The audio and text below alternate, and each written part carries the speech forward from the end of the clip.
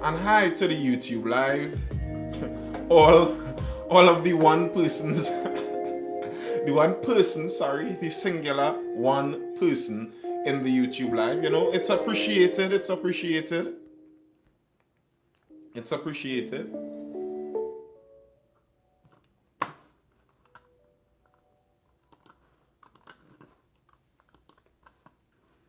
All right, as usual, I'd like you all to know, everyone in the chat, that nearly everything we speak about in the live here is recorded in the YouTube live also. So if you miss something, if you want to see something from a night before, or if you want to refresh something that we spoke about the night before, you could feel free to go onto the YouTube live Nathan Springer on YouTube and check it out there.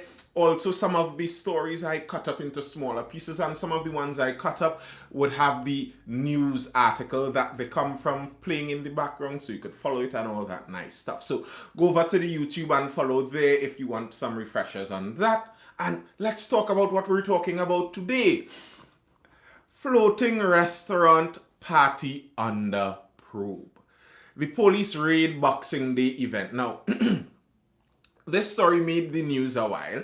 On Boxing Day, some people saw it fit that, they really had to get out there and get into the partying atmosphere. And really, they missed the party vibes too much, so they had themselves a little boat cruise. Well, it wasn't really a boat cruise, to be honest. It was a boat lime. And the boat lime still got them in trouble. A senior legal advisor in the Office of the Attorney General is said to have advised organizers of a loophole in the public health ordinances, which enabled over 100 patrons and popular soca singers to assemble on board a pleasure craft converted into a floating restaurant on Sunday. Recent amendments to the regulations have seen this reopening of in-house dining once a safe zone is in effect. That is, diners show proof of their fully vaccinated status. Now, the problem I find from the very get-go is I think a lot of the safe zone policy isn't exactly fully scientific. It doesn't really add up when you think about the facts of the circumstance. And you see some people walk in with their masks and they walk in to the restaurant.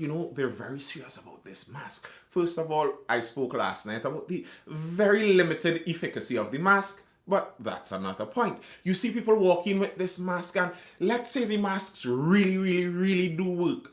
Okay, they walk in, they have a seat, they go to eat, and they take off the mask. A lot of the safe zone policies aren't really adding up. And even the vaccinated status. I think some countries have reached a bit further in their safe zone policies and vaccine mandate policies. And vaccine mandates do increase, why thank you internet princess, and vaccine mandates do increase the uptake of vaccines to some extent, and that's another debate. But the safe zone side of things, I don't fully understand it, because right now we know this already, that vaccinated and unvaccinated people both spread the virus. They're both capable of getting and spreading the virus. So it's not as important your vaccination status as it is whether you have the virus or not, because if you do not have the virus, you cannot spread the disease. I think that's something so many people seem to be forgetting. If you do not have the virus, you cannot spread the disease. It's that simple. So the important thing isn't the vaccination status, really. It's whether you have the virus or not. But that's on the safe zone point. Beside that, partying on pleasure crafts is illegal under public health regulations. Via social media yesterday, organizers said the event was legitimate and they in no way breached COVID-19 regulations, since the party vessel never sailed and food was being served in a restaurant type setting. So they had their excuses already in hand. They were saying that it wasn't really a party boat, it wasn't a party cruise, it was a restaurant on water, because they never sailed the vessel. It stayed moored on the coastline, and they served food just like a restaurant. Now, on the other hand,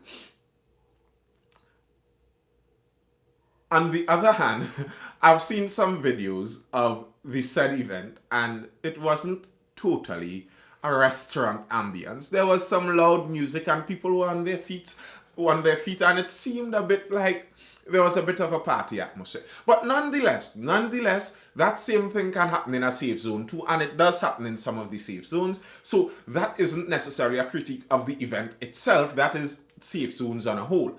How would you make sure that safe zones remain within the scope of whatever you want it in?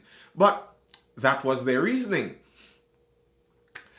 The party atmosphere gathering is currently engaging the attention of the police, who have initiated a criminal probe into the matter. Now, something else I found very interesting in this is the way people work in general. They were anchored out in the anchorage. As far as I know, there aren't exactly many private residences out there. Someone was passing by or nearby and thought, you know what? We can't allow these people to get away with that. So we're going to make sure they're reported to the police. They were reported by someone, some group of people or some single person was passing by and thought this couldn't be allowed to carry on, so we have to report them. Very interesting. Our snitch like Trinis. All right. On Sunday, according to police reports, Western Division officers received several calls from concerned people reporting that a boat party was taking place. When officers arrived in the vicinity of the anchorage in Chaguaramas, several party attendees started running, sources said. The letter.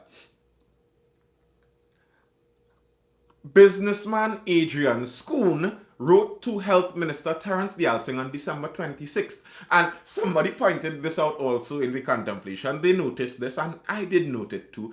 Good night, Empress Roni. Nice to have you here.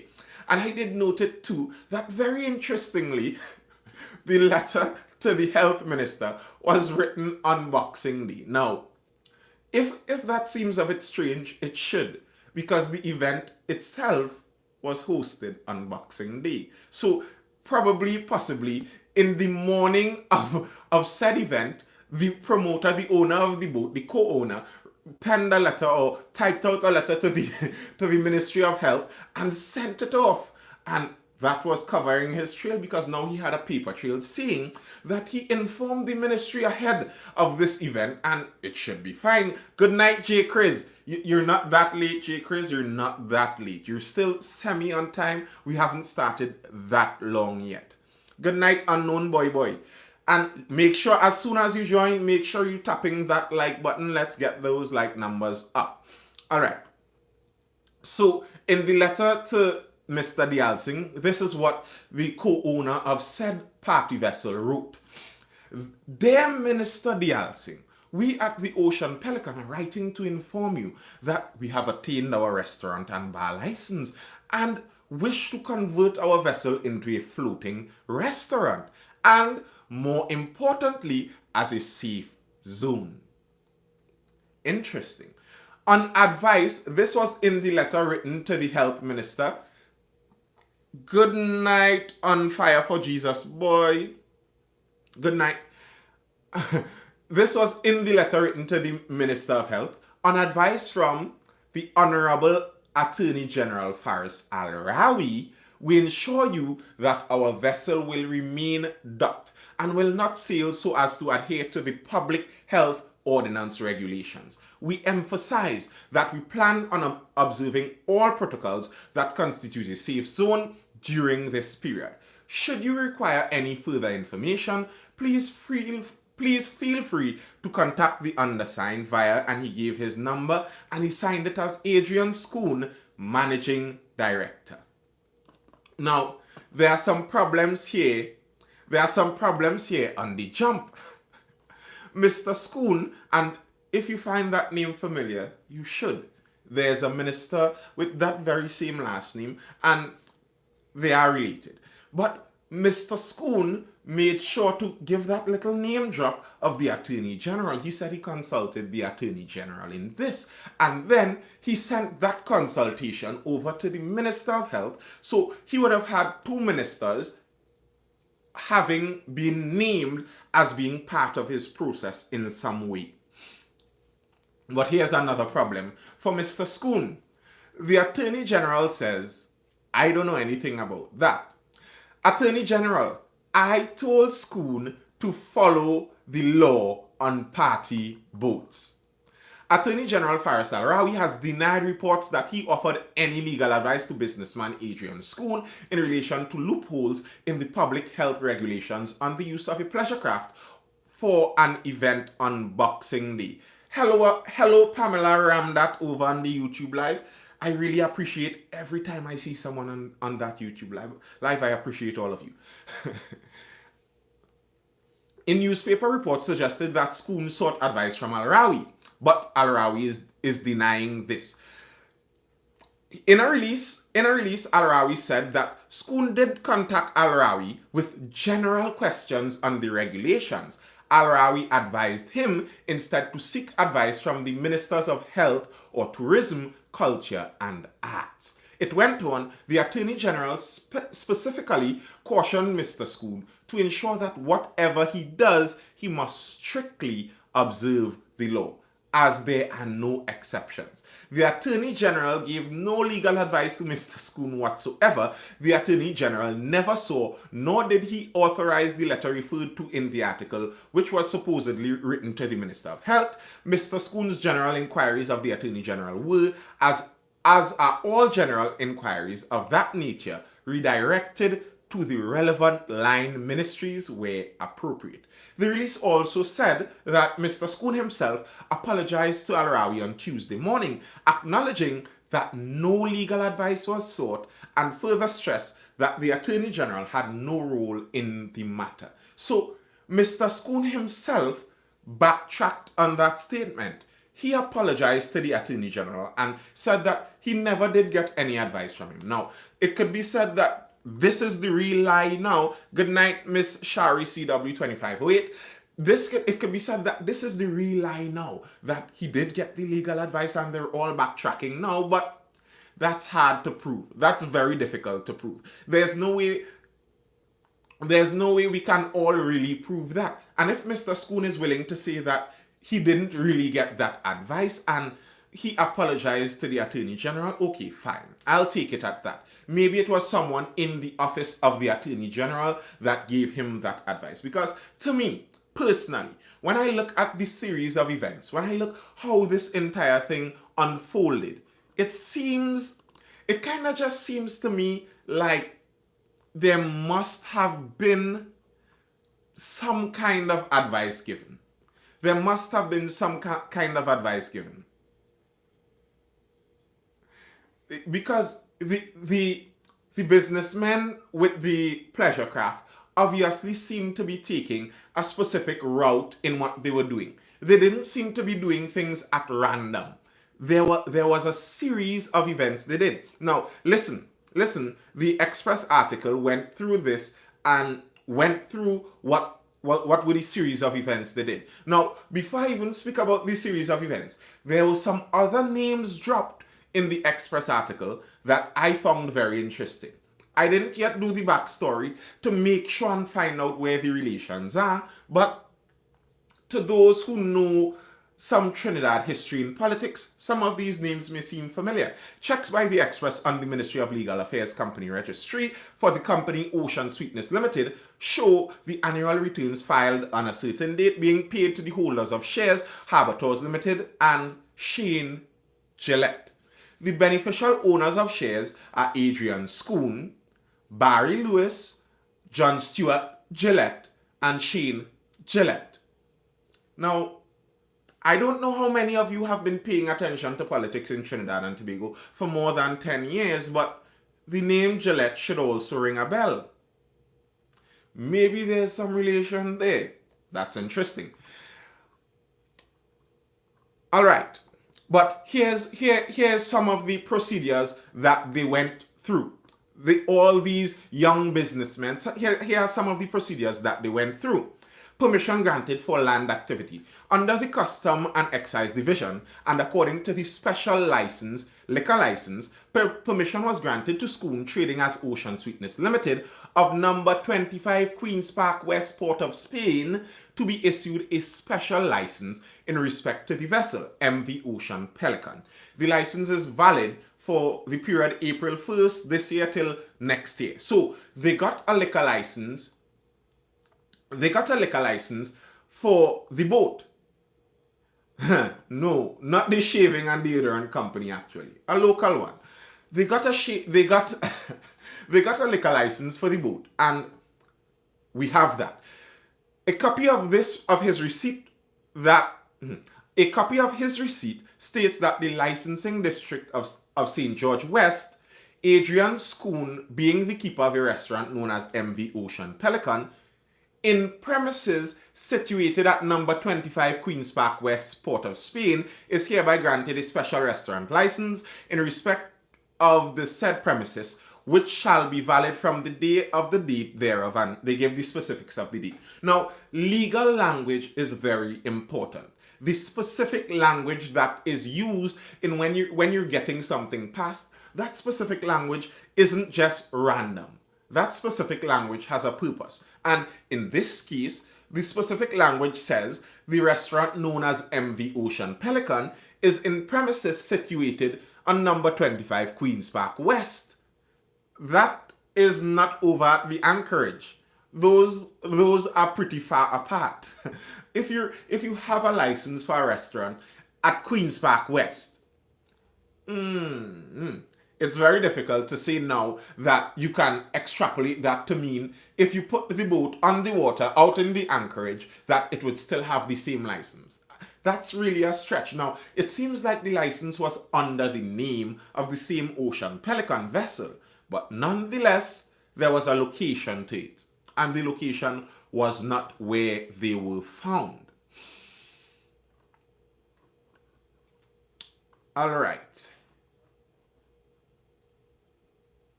And here's the specific section in the public health ordinance that seems to be where they're going to come upon some problems and why the DPP may need to pronounce something on this. Under section 4.1c of the public health ordinance regulations, it states, for the purposes of controlling and preventing the spread of 2019 novel coronavirus, it shall be an offense during the period specified for any person to operate a party boat, boat tour, or club, hold public parties, or public fetes. I guess now, the big question that would have to be answered would be, can this be considered as just a restaurant, or is it obviously a party boat?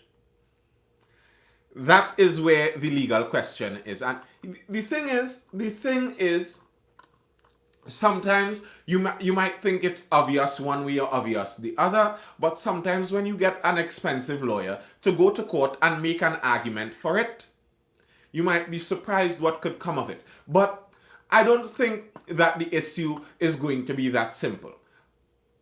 Yes, that boat the boat was actually registered for 250 people. That was in the registration for the boat. The boat was registered for 250 people. So actually, they may have very well been inside of the regulations in terms of having half their capacity because they only had 100 people on the vessel. So they did have half their capacity. And if they could prove all the persons on board were vaccinated, so they were acting like a safe zone, if they could prove that, there might actually be some arguments to be made. But as I was saying, the problems with the arguments, even if they are made, even if they are successful, they are going to cause some real problems in the long run. Because boat head, and when I'm speaking about boat here, I'm not talking about the boats on the ocean. The boat is the Bar Owners Association of Trinidad and Tobago. Bar owners watching outcome of Ocean Pelican incident. And of course they are. If you're a bar owner, this would be very curious to you. You would like to know if they are going to get away with it. And if they can, well, that may open up license for you to do something more in your facilities also. President of the Bar Owners Association of Trinidad and Tobago, Satish Munasar, says bar owners and other safe zone operators are eager to see whether any charges will be laid against guests and promoters of an event aboard a pleasure craft on Boxing Day. It was reported that they It was reported that day that over 100 guests were temporarily detained by police at the Anchorage Chaguaramas for violating the public health regulations, which prohibit the use of party boats. Contacted for comment on Tuesday, Munasar said he did not understand why it was taking so long for charges to be laid, as he believes the event was a clear violation of the health regulations. He also warned that the outcome of this inquiry was an important one, as it could set a precedent. This is Mr. Munasar speaking. Whatever is happening on a party boat is totally in violation of the health ordinance. So I do not see why it has to go to the DPP for the police to know what to do. It is clearly stated in the health ordinance, and we are closely watching the outcome of it, because if that can be allowed on a party boat without any charges laid, then there's no stopping safe zone establishments from doing the same thing. Fair enough. But again, he is using the term party boat. And maybe, just maybe, the promoters and owners pertaining to this event may use the term floating restaurant. And sometimes a lot could be just in the terms used. The terms used change the entire scope of the thing. Who knows? We'll see in the long run, I suppose. And the thing that puts everyone in a difficult position in this is because it seems like there's a link to the government. So if it seems like this is being swept under the rug, the government has some consequences to pay from this. And as someone says, a video from the event makes it seem like it wasn't really a restaurant setting. But would that video be able to suffice as evidence? If I am the owner of this vessel, and I was the promoter of this entire event, I am going to be arguing that maybe that video wasn't even from my vessel. How do you know that video was from my vessel? My vessel had food serving, and if people decided to stand and chip around to dance, is that illegal? I had a restaurant and people felt the vibe of the background ambience music we were playing. We were just playing ambient music in the background to, when you're sitting in a restaurant, you don't want to sit in silence. We just played music in the background. And some people decided of their own accord to stand up and do a little 1-2 chip, and who are we to stop them? So it was still a restaurant, just with some background music. Who are you to say I'm lying? But the video evidence of this tells something really true about the younger generation. It tells something really true about the younger generation, that they are often their own worst enemies. Anyway, it may not even be the younger generation. It tells something about the modern time, the modern zeitgeist. Sometimes we're our own worst enemies. You go to an event on a boat. Listen, now, there could be some problems in it because some of the people on board may not have necessarily known for sure the full specifics of what was going on, because it wasn't necessarily advertised as a boat cruise. It was advertised as one of those events where the location is to be announced. Highly super secret location. So, if you're on board here, personally, if I went to this event and it was $450 a ticket. So I paid my good $450 and I went to this event. And I see they're putting us on a boat. I already know something looking a bit suspicious. And if I'm on a boat and I'm enjoying my little cruise, well, hush them out and don't tape nothing. Oh gosh, Trinis, you're gonna tape this thing so you have evidence of you on that boat. Listen, I watched that video and the video panned around. You could literally see, and it seemed like it was a phone with really good high definition footage. It taped it really well. You could look at people's face in that and make them out. That's better than any ID parade. Everyone in that video can be identified. The video is around. And that's some of the problems. If there was no evidence of that, it may have been very difficult to prove otherwise. But now they have created evidence of their own doing.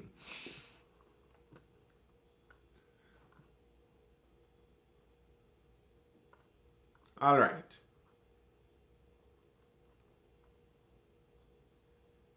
And when they contacted the mother of said producer, who is the Minister of Trade and Industry, she had no comment, obviously, and that's fair enough. Now, the link between her and him may not necessarily be what was done in this situation. If I am to, this is me guessing here. This is just my guess. I think he tried to maneuver, having good night. He tried to maneuver, getting some legal advice, wherever he got it from, and tried to maneuver around some technicalities in the regulations. So I'm not sure if it was necessarily really a link he tried to pull, or if it was just Trinidadians being the regular tricky Dadians that we try to be and attempting to find a loophole. Now, all of this being said, that's the legal aspect of it. There's the legal side of it, and I'm not sure how that is going to turn out. Personally, I think it's a difficult battle for them, because it's very difficult to say that that is not a party boat, because it is registered, I believe, under the, which ministry registers those boats? That would be his registration. They had the registration of the vehicle itself. It had a license, and it is licensed as a pleasure craft. So if your vessel is licensed as a pleasure craft, I think it would be very difficult for you now to come and argue that it wasn't really a party boat. That would be an uphill argument. But even beside that, part of my point in this is, are we just to obey things just because it's the law, or are these laws supposed to start making sense at some point? Do we need and require these laws to at least have a semblance of scientific basis? And personally to me, from the science of this virus, if you have a group of fully vaccinated people in a boat that is registered for 250 people but has half capacity, and they're there, I think they stand a lower risk of contracting this virus than if you have those same 100 people in an indoor facility eating. Because I think it's 85% of the viral spread for the coronavirus has happened at home, which is an indoor setting. And in the remaining 15%, I believe the majority of that has also happened in indoor settings. It is already widely known that open air surroundings make it difficult for this virus to spread. So I am not sure if it has scientific basis. But one of the problems being all the measures, because of the state that the island is currently in, because we have such a high death rate, all of these measures are being seen as being very integral in making sure nobody else dies. So anytime you even question these measures, if you go against some of these measures, you get the accusations coming in very swiftly. Do you want grannies to die? Do you want the island to lock down again? And maybe it isn't that drastic. It would be interesting. It would be interesting to me to see, possibly 2 weeks now, if we could do a survey of that same boat ride, and see how many people in that boat ride actually contracted the coronavirus. If they did contract it, how many of them did? I think that would actually be very interesting. A very interesting study, a follow-up study, if you will. But in open air settings, we Trinis love to overdo. Open air areas are less likely to spread COVID, so regulate the time on beaches, but not in restaurants. Yeah, that doesn't really make sense. Okay, that is true. And that is part of the point. In open air situations, and if you allow things to go on for too long, Trinis, and not only Trinis, but people in general, can have the tendency to overdo. But that's just people. In a closed area, in the safe zones, people are still having the tendency to overdo. And you cannot lock down people's freedom just because you're afraid of people's tendency to overdo. If someone overdoes is it overdoes? I'm not sure. If someone overdoes something, then you punish them for it. That's what laws are for. That's the reason we have all these policies and all these health ordinances. You can regulate the overdoing instead of regulating the entire act itself. All right. That's that on Mr. Pleasure Boat. That's that on Mr. Pleasure Boat. 100 people in a restaurant boat, that's overdue. As I said before though, you might consider it overdue with 100 people in the boat. But the boat was actually registered for 250 people. So, now I saw some pictures of the boat. I have never had the privilege of attending anything on the Ocean Pelican. I have not. I don't know personally. I have only seen pictures. I find it a stretch personally. Personally, looking at pictures of the boat, I find it a stretch to look at that and say 250 people can realistically fit on it.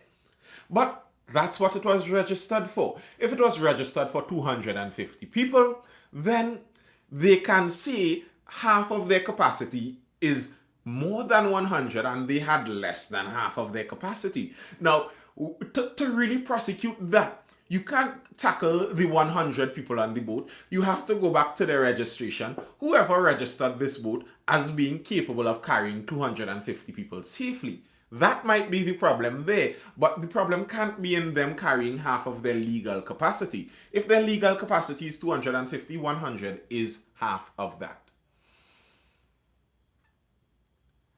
You talk so much sense. If you ignore me, that won't make me leave. I stay and listen. Oh, honeycat. What did I ignore on oh, honeycat? I am not sure. I really am not sure. Sorry if I ignored something. Sometimes when I'm speaking and I'm reading, the chat could pass by and I wouldn't see what passed. All right. on the idea, though, of the spreading of the virus, we are seeing now, a recent article says, Omicron cases rise. Doctors say COVID surge now inevitable. The beach registered for what amount when they close for too many people? Very good question. Very good question. I think the argument about the beaches.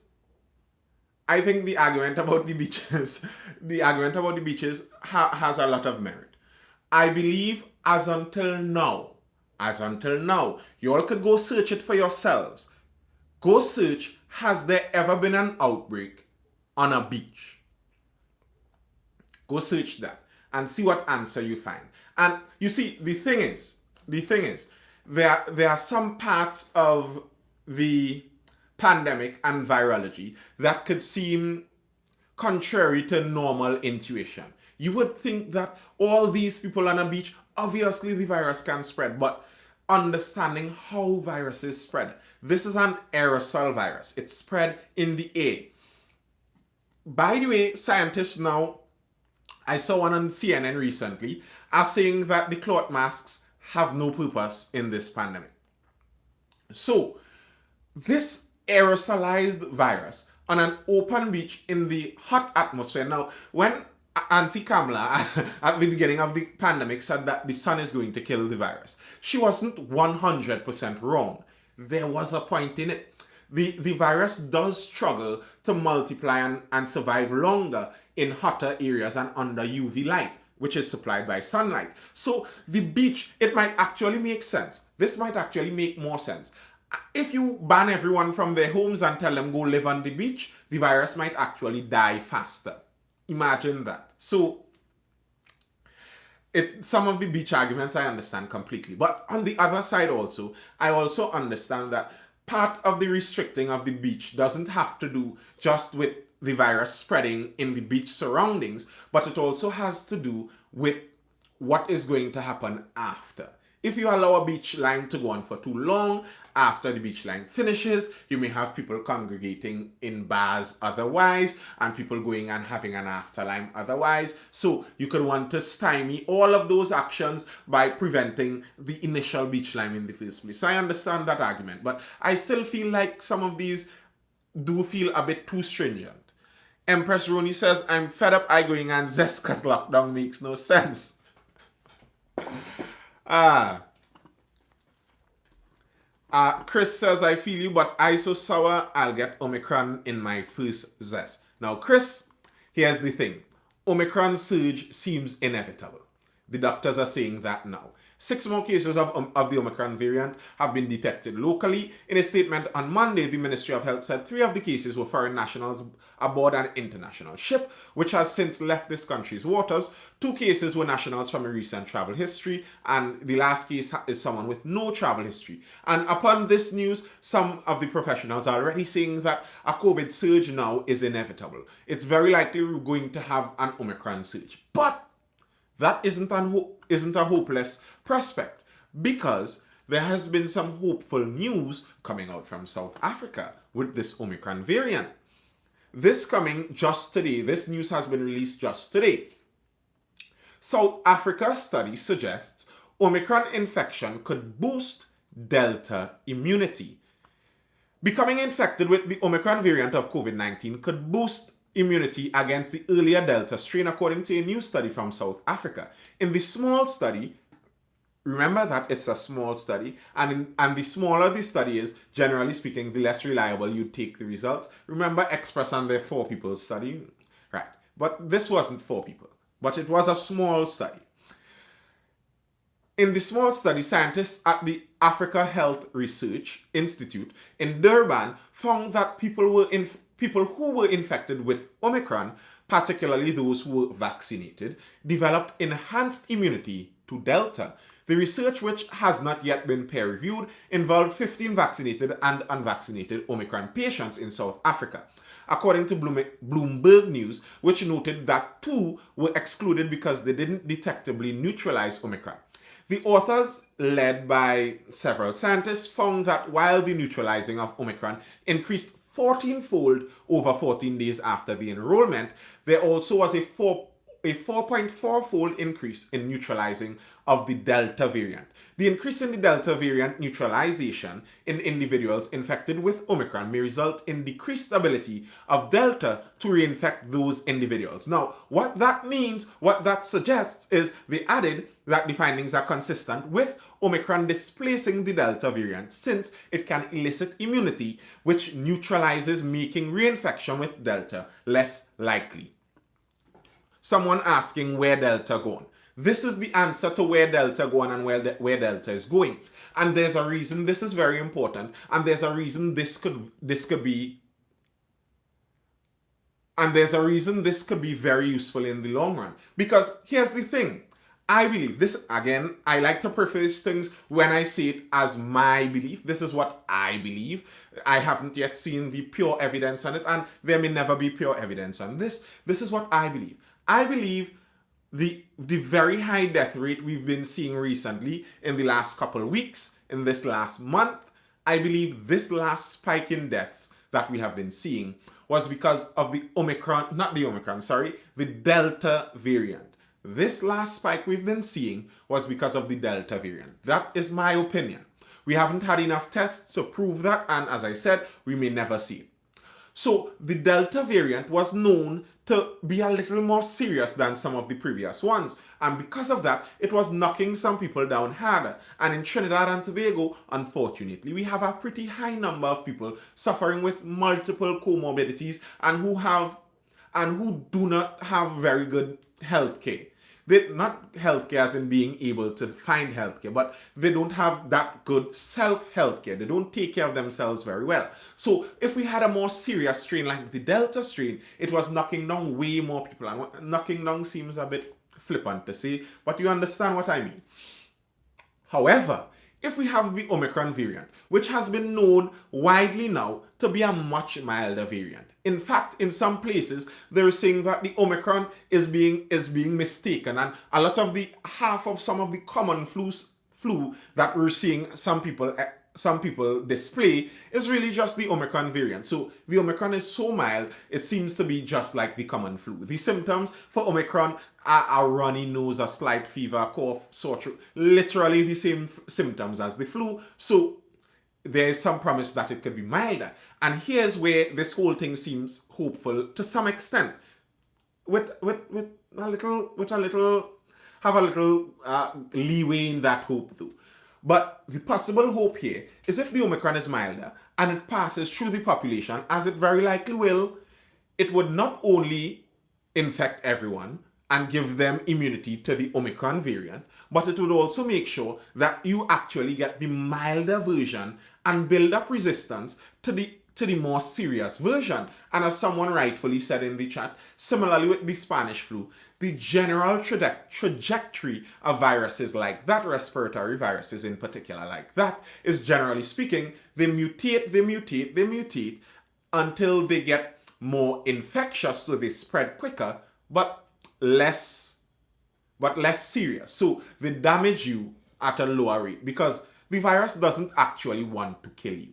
It wants to spread from one person to the other. The new topic right now, we're speaking about the promising things we are seeing about Omicron. That in South Africa, they're seeing Omicron very likely may give you immunity to the Delta strain also. And in Trinidad, this may very well be a hopeful thing in the future. We cautiously hopeful because, as I was saying, it seems to me that the Delta strain was really hitting some of our comorbid folks very hard. And not many people seem to be able to take that Delta strain. So who knows? The presence of this Omicron strain may in fact help us all. There was a study done where Omicron did not evolve from Delta, thus may be the cause of it not being. So Omicron is the answer to the pandemic? I don't know. No matter how promising it may seem, the government wants to hold on to power.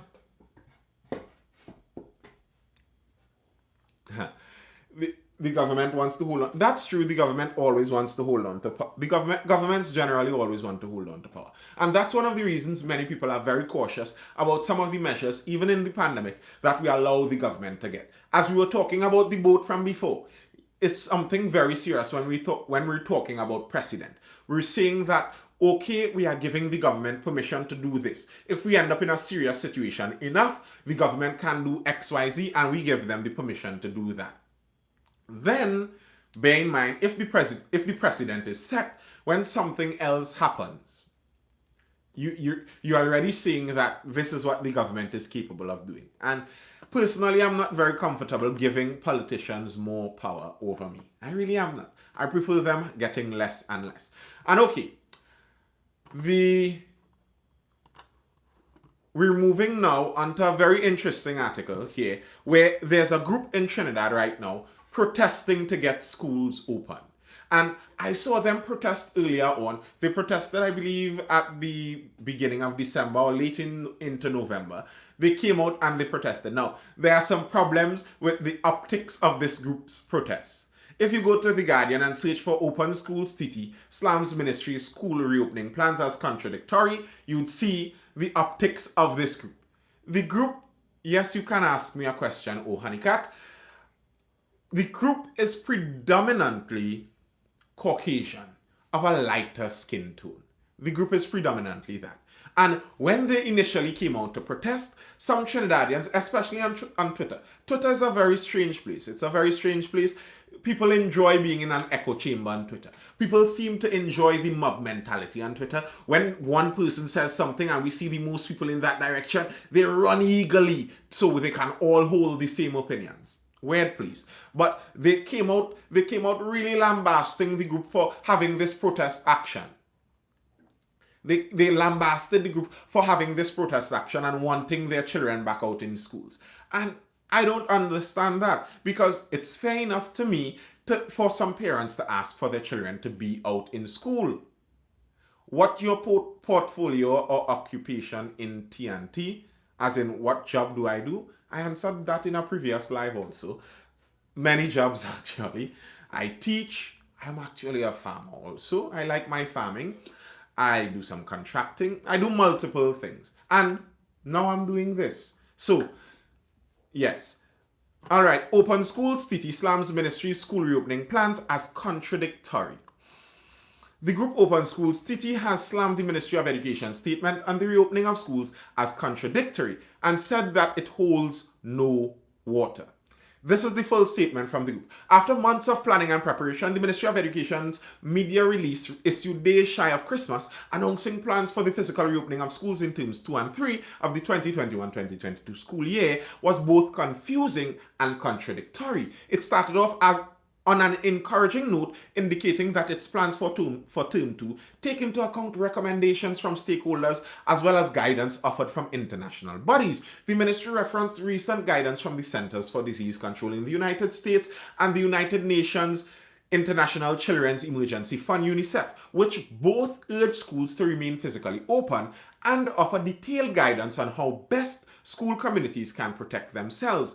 The statement went on to confirm that in alignment with global partners, physical school has not been proven to cause significant rises in the level of COVID-19 infections. That is also true.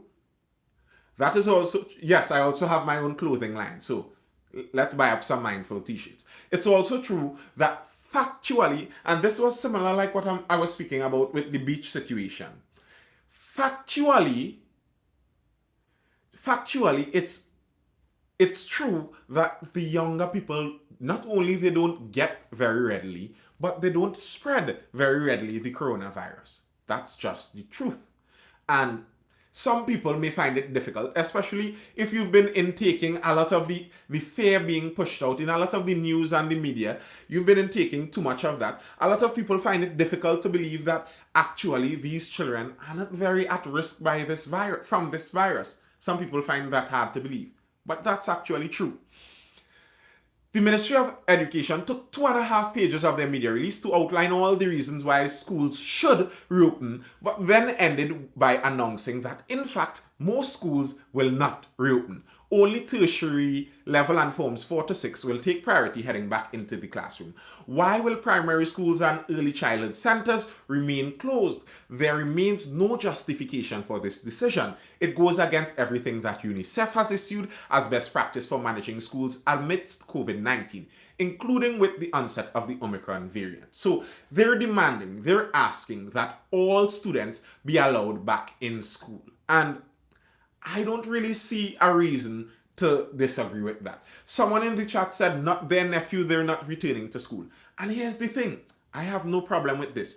I think what this pandemic may have done, there may have been some blessings in disguise within this pandemic. It allowed us to see what is actually capable in the education sphere. You were able to see that some children may actually benefit from learning a lot home. Some children who may have social anxiety, they may benefit more if they're behind a screen, and they may intake way more information. They may push way forward. Serious question, how you get your mustache to curl up like that? Really and truly, it's just a matter of training. You start here and you just, very gently. Good question. Right. So I don't have a problem. I think moving on from this, what could be seen and what should be established is choice. It is choice. We're seeing now that there are different avenues that people can take to do some of these same things. And if you provide people with the choice, I think schools should reopen.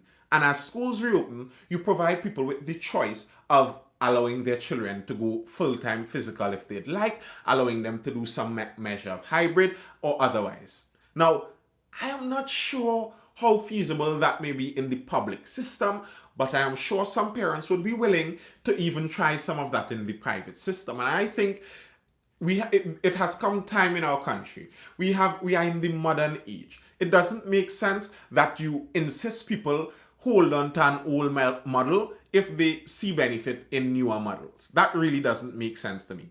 I love your optimism. Choice requires the stakeholders to think, and that's just the thing. I understand that I'm speaking very optimistically, and possibly some of this wouldn't happen, but here's where I think we can see some progress in this if we really want to. Parents. Ultimately, the nurseries need to open, says someone over on the YouTube live. Ultimately, the decisions come down to the parents. And as a parent, you have a lot of say in this. And I find many parents for too long have given them children wholesale over to the school system. And if you look in some of the larger countries and look at what is going on now, many people are seeing some of the penalties for having done that before. Those school systems, those public school systems aren't necessarily your friend. And very often what they do is they're seeking to get the widest catchment area. So they're not seeking your individual child's interests. I would love to hear your kids speak.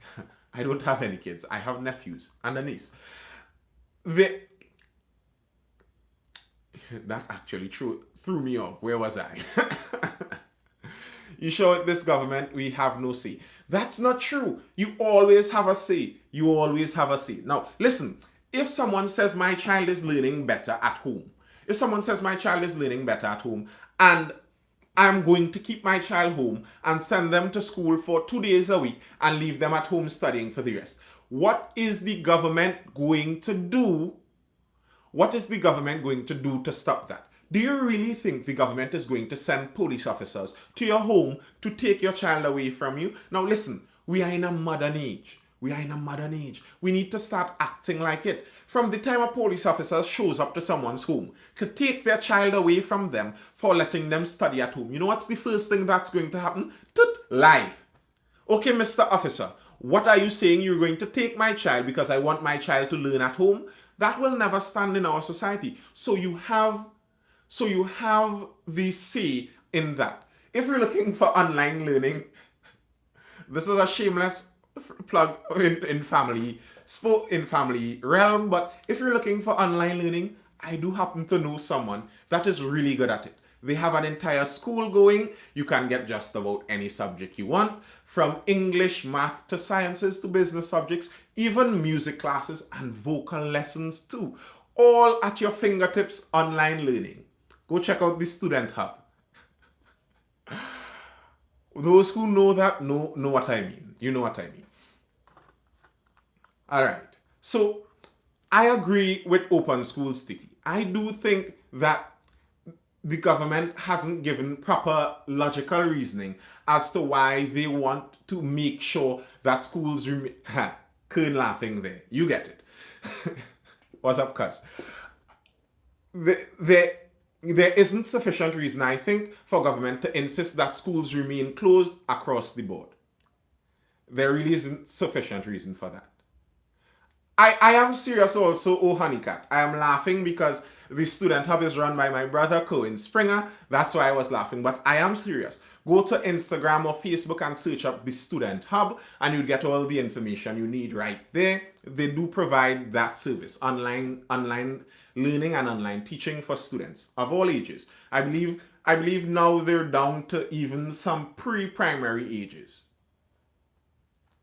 Them ministers enjoying the no traffic. Now, to be honest, not only the ministers enjoying the no traffic, I'm enjoying the no traffic too. I wish, here's the thing. I find the option, Dora, stop it. Dora 868 in the chat, stop it. I believe in freedom. That's what I believe. There should be the freedom that some parents should be able to send their children off to physical school. But at the same time, there should be the option that if you want, you could keep the child home and let them learn some in online schooling and give us an ease up on the roads, please. You know, the children really don't need to be out in that traffic. Some of them can benefit from learning at home. Some of them really can. Now, here's where, shouldn't parents be educated or advised on a hybrid system? Yes, I think they should, Chinese Dogla. Here's where some of the problems really originate to me. Some of the main problems with keeping schools closed aren't really in the middle class or upper middle class or rich echelons of society. Even some of the middle class people who may have a strain now, you know, they have to run up and down, they have to double duty on certain things. I would surmise that many of the middle class parents, their children may actually be doing better in school because some of them may be paying more attention to their children now. The real problem with keeping physical schools closed are with the poorer in society. The poorer in society are the ones that would really suffer with this because Their children may not be able to access the online learning. They may not have the best devices. Some of the parents may not even know how to use some of these things. Some of the parents may not be capable of keeping up with the schoolwork. There are some realistic life challenges that some people face that would make learning away from a school institute very difficult for some. It would be very difficult for some. And the problem with that is actually a societal problem. If you have all these students, if you have 46,000 students, because that was the average number we got at the start of this year, around 46,000 students never signed in to online learning. If you have that going on, that high number of students never having signed in, not once, to online learning, that is a large amount of students, young people, because they may not be students anymore, to just leave and allow to wander around our society. They won't disappear. They won't just automatically end up in a good place. Very likely, they may end up more negative than positive. And the effect that the entire society would feel from that wouldn't be one that would be pleasurable. I don't think we would want to see what would happen if 46,000 young people are just left to freely roam the country. I don't think we'd want to see what happens next. Someone in the YouTube chat is saying some people, kids flourished home, and I agree fully with that.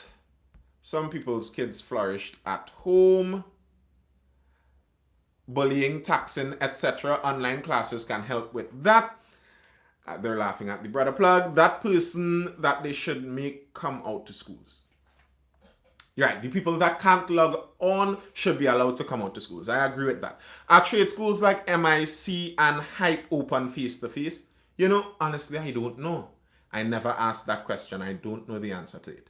People who don't work at home, it's difficult to keep up. Teachers not recording class sessions. That's true. If you don't work at home, it would be a lot more difficult. It would. It really would. But still, even for people who don't work at home, if they're just able to get someone to sit along with the child for the sessions, if they're able to afford some of those privileges, their children very often would still do better.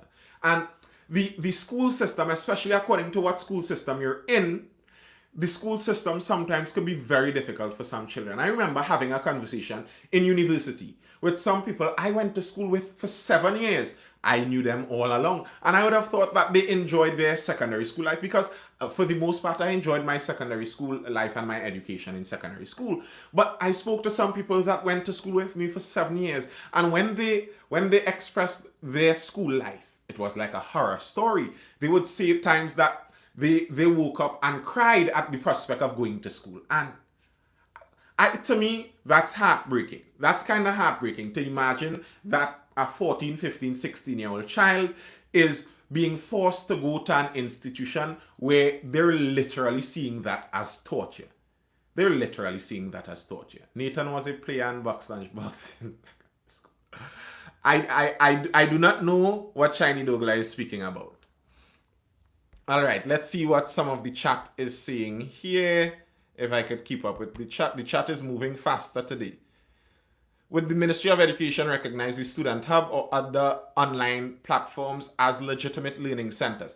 I don't know. I don't know if they will. But the thing is, what they do recognize are the exams. And the Student Hub would be training you to write regular CXC exams, regular CAPE exams, SEA exams, the SATs, because they do have SAT classes also. So they don't have to recognize the institution itself, but they will recognize the results. And here's the thing. This is how we are in a brand new world. We are in a whole new world. You have the opportunity now to display some of those results. And the results are very difficult to argue with. If you can say, my child is at home and this was their results in physical school and these are their results now at home, and you could see a clear upward trend, then who is anyone to say, well, this person must go in?